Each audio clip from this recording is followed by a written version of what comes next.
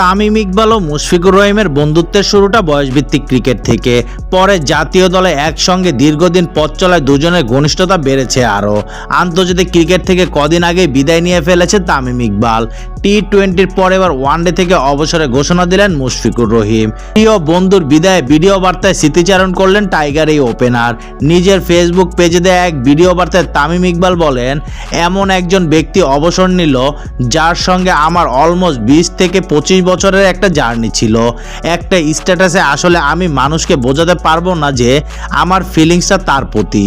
মুশফিকের অবসর প্রসঙ্গে তামিম বলেন, আপনারা সবাই জানেন যে মুশফিক ওয়ানডে ফরম্যাট থেকে অবসর নিয়েছে। মুশফিককে আমি এটুকুই বলছি যে তোর সাথে আমার খেলা শুরু হয়েছে অনূর্ধ্ব 15 থেকে। কেমনে একটা ছেলে এত কষ্ট করতে পারে? একটা মানুষের পক্ষে যতটা কষ্ট করা সম্ভব আমার মনে হয় সে সবটুকুই করেছে।